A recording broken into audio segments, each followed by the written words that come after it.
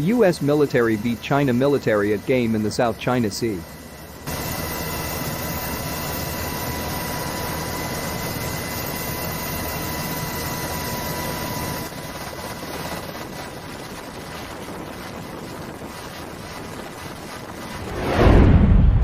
Mike Pompeo's greatest legacy as Secretary of State may be as the first chief diplomat to stand up systematically to Chinese propaganda, Beijing's underhandedness, the communist regime's rampant theft of hundreds of billions of dollars worth of international property, and the country's general flouting of international norms. Previous administrations may have had an occasional tough word for China, but few sustained them or moved beyond the rhetoric. China's economic might, trade importance, and military potency gave prior administrations pause. All knew something needed to be done but, like those American officials who place hopes in Iranian reformists, never mind that such a gamble has never paid off, they placed all their bets on the idea that China's political moderation would follow its economic liberalization. They believed China would embrace the post-World War II liberal order, rather than seek to defeat it.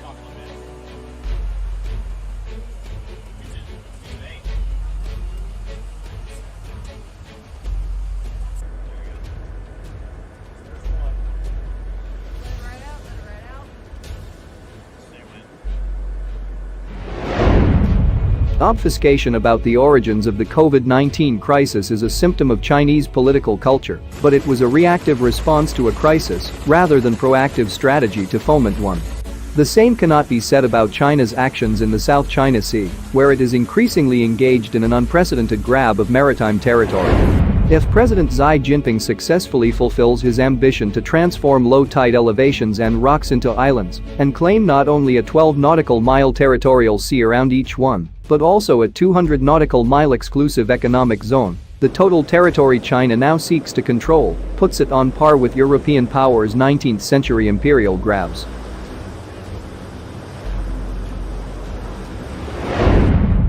The historical and legal basis of the People's Republic of China's claims to the South China Sea are fantastical with no basis in history, international law, or geology.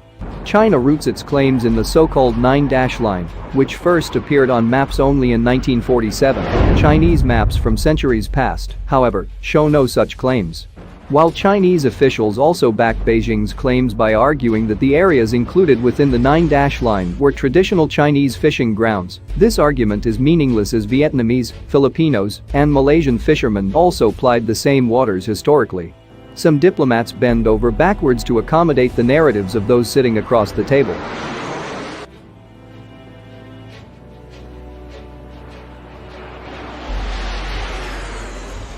History, however, is not so flexible. As part of the 1898 Treaty of Paris ending the Spanish-American War, Spain sold the Philippines to the United States for $20 million. Both Madrid and Washington considered Mischief Reef and Scarborough Shoal, the former occupied by China and the latter administered by it, despite a permanent court of arbitration ruling against Beijing to be Filipino territory. Likewise, when the Philippines gained their full independence on July 4, 1946, they assumed control over both the Scarborough Shoal and Mischief Reef. Simply put, and as the arbitration ruling concluded, China has no valid legal or historic claims to either.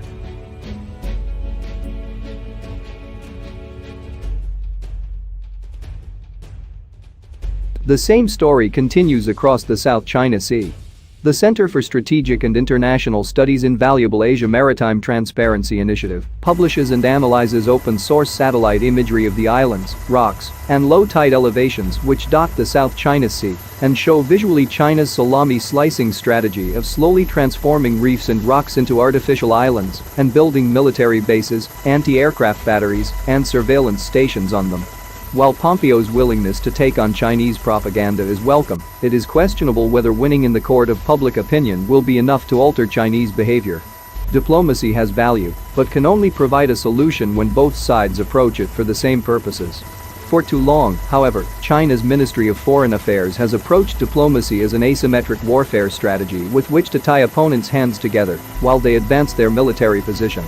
The United States sees the South China Sea as international waters and refuses to recognize the basin's reefs and low-tide elevations as islands deserving of exclusive economic zones.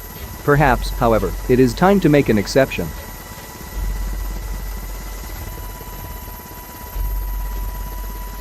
China's claims that the rocks, shoals, and reefs it illegally occupies our islands are discernibly false. One feature in the South China Sea, however, does meet the criteria to be an island. While its claim is disputed by China, Vietnam, and the Philippines, Taiwan possesses Iduaba, Taping Island, the largest land feature in the Spratly chain. Taiwan has long claimed that Iduaba is an island deserving of its own exclusive economic zone, although, in 2016, an arbitration panel convened at the Philippines' request found that Iduaba was merely a rock deserving only of 12 nautical mile territorial waters. The ruling itself, however, was flawed. One of the major features of an island is that it possesses freshwater to sustain life. Residents on Iduaba trap rainwater, and so they do access enough freshwater and can support a meaningful economy. The 2016 ruling's logic was likely convoluted and discarded precedent. To beat China at its own game and better protect freedom of navigation, Secretary of State Mike Pompeo should recognize both Iduaba's status as an island and Taiwan's claim it. Many detractors will suggest that China would point to such a move to justify its own island claims, but Beijing is doing so anyway. The difference between any potential US recognition of Taiwan's claim to Iduaba and the various reefs and artificial islands that China now possesses is that Iduaba has geology on its side. To recognize Iduaba as an island is not to bless land reclamation on China-occupied features, but rather is simply to end neutrality on the matter, which is counterproductive to a major US ally.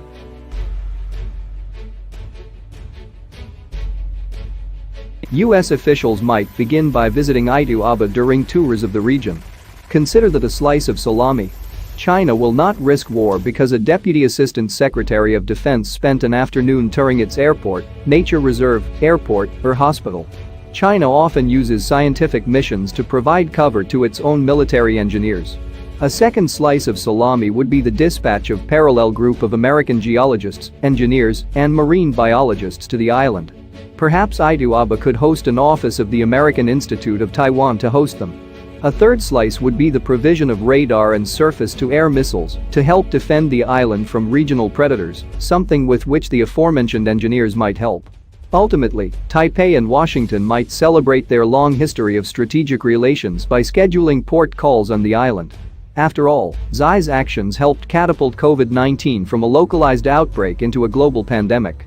Travel is difficult, but Iduaba's isolation makes it a perfect and safe rest and relaxation destination for the US military.